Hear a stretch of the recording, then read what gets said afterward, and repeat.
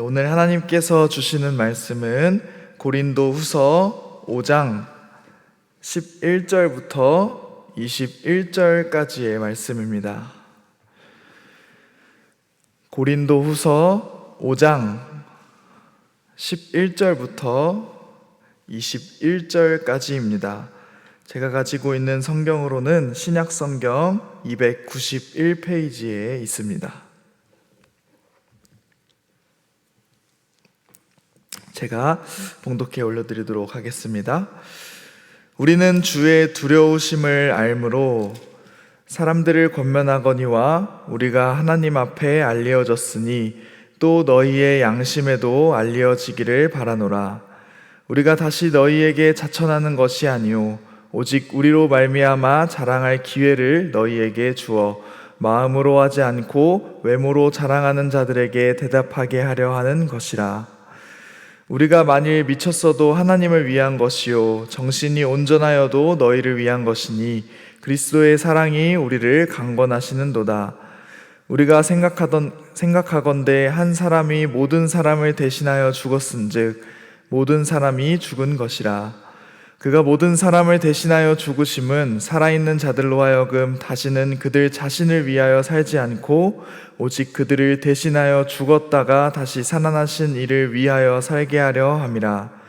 그러므로 우리가 이제부터는 어떤 사람도 육신을 따라 알지 아니하노라. 비록 우리가 그리스도도 육신을 따라 알았으나 이제부터는 그같이 알지 아니하노라. 그런즉 누구든지 그리스도 안에 있으면 새로운 피조물이라. 이전 것은 지나갔으니 보라 새 것이 되었도다. 모든 것이 하나님께로서 났으며 그가 그리스도로 말미암아 우리를 자기와 화목하게 하시고 또 우리에게 화목하게 하는 직분을 주셨으니 곧 하나님께서 그리스도 안에 계시사 세상을 자기와 화목하게 하시며 그들의 죄를 그들에게 돌리지 아니하시고 화목하게 하는 말씀을 우리에게 부탁하셨느니라. 그러므로 우리가 그리스도를 대신하여 사신이 되어 하나님이 우리를 통하여 너희를 권면하시는 것 같이 그리스도를 대신하여 간청하노니 너희는 하나님과 화목하라.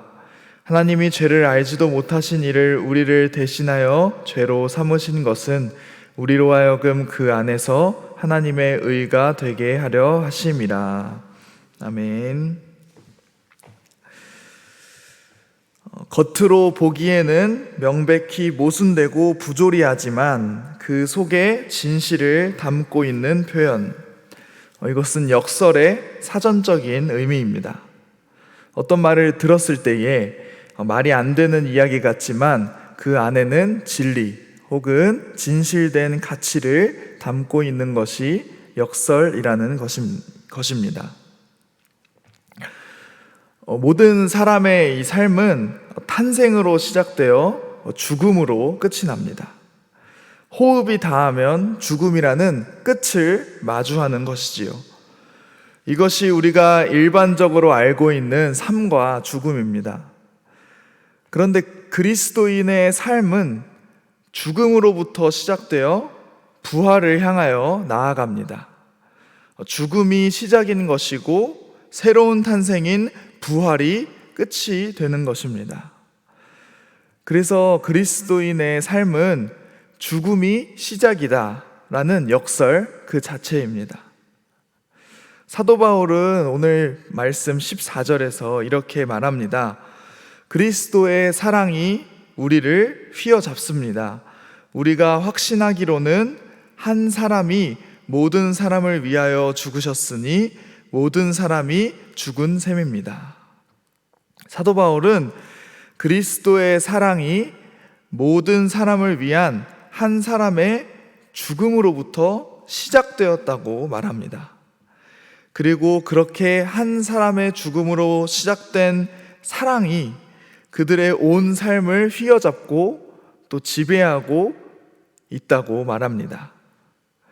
분명 죽음은 끝이어야 하고 절망이어야 하고 무기력하고 무의미해야 하는데 한 사람, 곧 예수 그리스도가 십자가 위에서 죽은 것은 끝이 아니라 모든 사람을 위한 하나님의 사랑이 이루어지는 시작이자 계시라는 것입니다.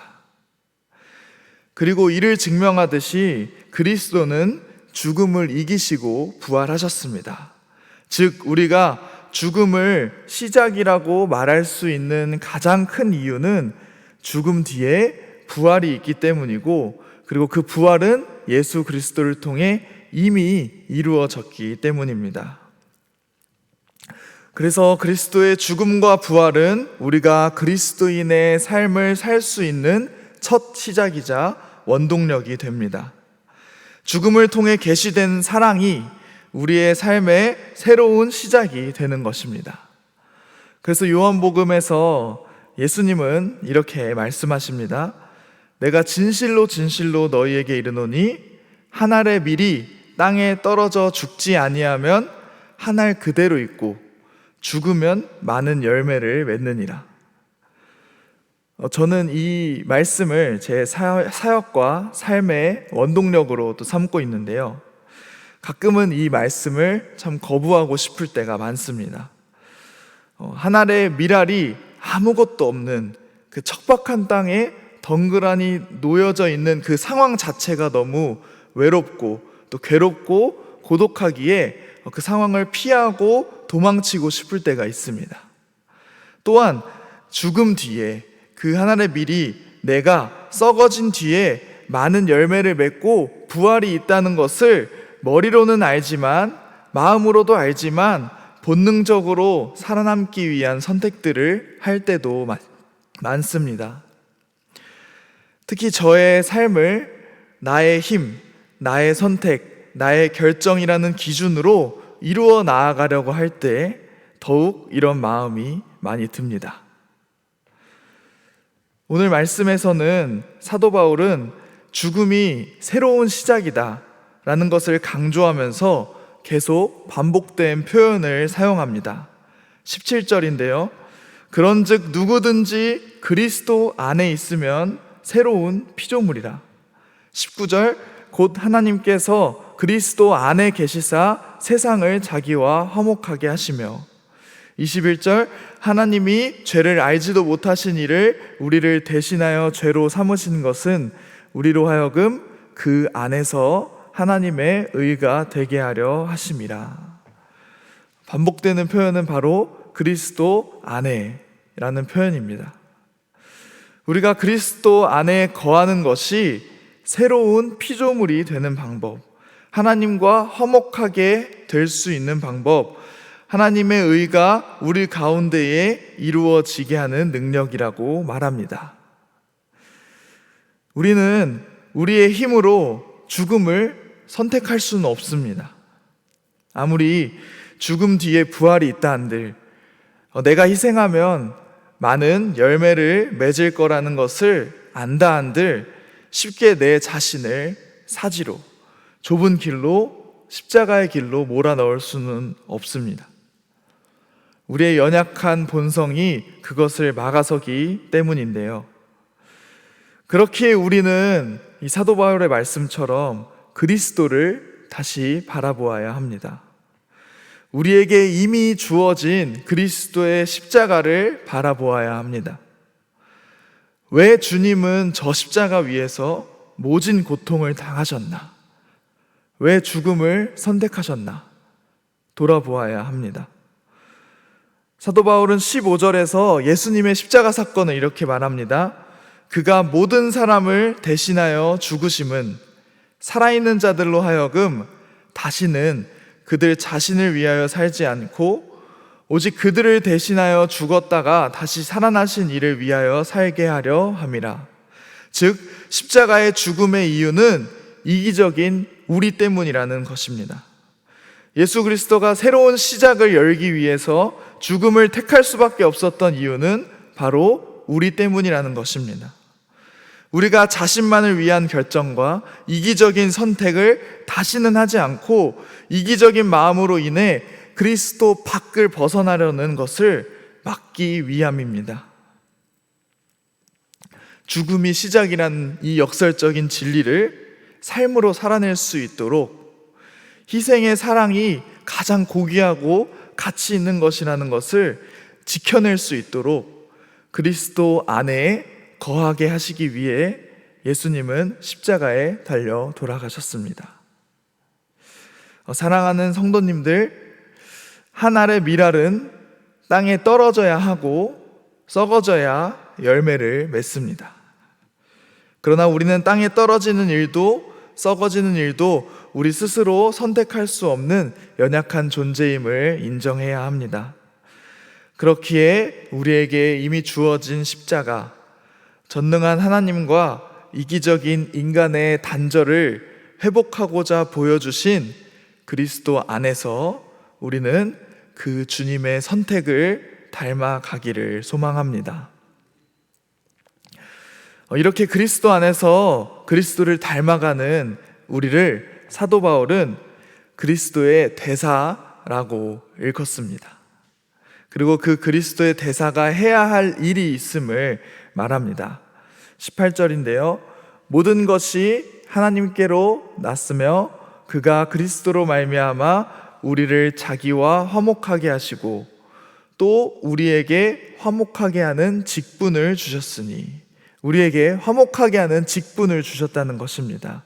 그리고 그 직분은 20절에 그러므로 우리가 그리스도를 대신하여 사신이 되어 하나님이 우리를 통하여 너희를 권면하시는 것 같이 그리스도를 대신하여 간청하노니 너희는 하나님과 화목하라. 즉 하나님과 화목하게 되고자 하는 것이 우리가 그리스도의 대사로서 해야 할 일임을 배웁니다. 제가 유초등부 아이들과 그들의 삶 속의 이야기를 듣다 보면 형제 자매 간 다툰 이야기들을 많이 듣습니다. 대부분 그 다툼의 원인은 그 형제 자매들의 누군가의 욕심이나 이기적인 고집으로 인하여 발생이 됩니다. 장난감이나 갖고 싶은 그런 거의 소유의 문제, 또 시간의 문제, 그리고 장난과 같은 작은 말실수 등의 문제로 다툼이 생깁니다. 이러한 다툼은 누군가가 먼저 사과를 하거나 용서를 구하는 희생의 선택으로 인해 화해가 이루어집니다. 마치 한 알의 밀알이 썩어지는 것과 같은, 오직 나만을 생각하는 그 이기적인 마음을 죽이고 성질을 죽여야만 화목한 형제, 자매가 그 관계가 됩니다. 즉 이기적인 마음이 죽음을 시작으로 화목의 열매가 시작되는 것입니다. 우리는 이런 상황에서 지는 게 이기는 거다라는 역설의 말을 많이 사용합니다. 가정의 화목을 위해서 그렇게 한번 지는 것쯤이야, 희생의 선택을 하는 것쯤이야, 죽음을 선택하는 것쯤이야, 그것이 옳다라는 것입니다. 맨 처음 그리스도인의 삶이 죽음으로 시작된다는 역설 또한 우리의 삶의 목적이 내가 드러나기보다 하나님과의 화목한 관계를 맺는 것이기 때문입니다. 우린 이러한 목적으로 창조되었음을 기억하여야 합니다. 말씀을 정리하겠습니다. 우리는 예수 그리스도 안에서 과감히 죽음을 선택할 수 있어야 합니다. 우리의 삶의 목적은 육체의 온전함과 부귀영화를 누림이 아니요 하나님과 화목한 관계로 살아가는 것입니다. 그래서 우리는 예수 그리스도를 본받아 예수 그리스도를 닮아 죽음 뒤에 부활이 있음을 기억하고 이전 것은 지나가고 새 것이 되는 말씀의 은혜를 우리의 삶을 통하여 누리기로 결단하는 저와 여러분이 되기를 간절히 소망합니다. 우리 함께 기도하겠습니다. 사랑의 하나님, 참 감사합니다. 오늘 말씀을 통해 우리가 하나님의 대사로 부름받아 화목하게 하는 사명이 있음을 되새깁니다. 우리가 하나님과 이웃과 화목하게 되기까지 겪어야 하는 죽음들을 두려워하지 않게 도와주옵소서. 주님이 이미 부활하셨고 성령으로 함께 하심을 믿습니다. 우리에게 그 두려움을 이겨낼 힘과 용기를 주옵소서. 하나님, 수표교회를 위해서 기도합니다. 넓은 바다와 같은 세상에 주님이 선장되시는 배가 되어 세상을 향하여 빛과 소금으로 나아가는 선교적 교회가 되게 하여 주시고, 온전히 하나님의 뜻을 바로 알아 말씀을 삶으로 살아낼 수 있는 은혜를 누리게 도와주옵소서. 또한 이를 위해 앞장서 헌신하시는 김진홍 담임 목사님을 위해서 기도합니다. 주님께서 온전히 붙잡아 주시고 좌로나 우로나 치우치지 않는 힘을 허락하여 주옵소서. 하나님, 오늘부터 시작되는 교회학교 여름사역을 위해서 기도합니다. 어린 생명들이 하나님을 예배하는 기쁨을 회복하게 하시고, 예수 그리스도로 말미암은 교회 공동체가 사랑을 주고받는 관계임을 경험하는 귀한 은혜의 시간이 되게 하여 주옵소서. 그 시간과 결과와 과정과 모두 주님께 의탁하오니 그 과정 속에서, 결과 속에서 주님의 뜻이 이루어지게 하여 주옵소서. 예수님의 이름으로 기도드립니다. 아멘.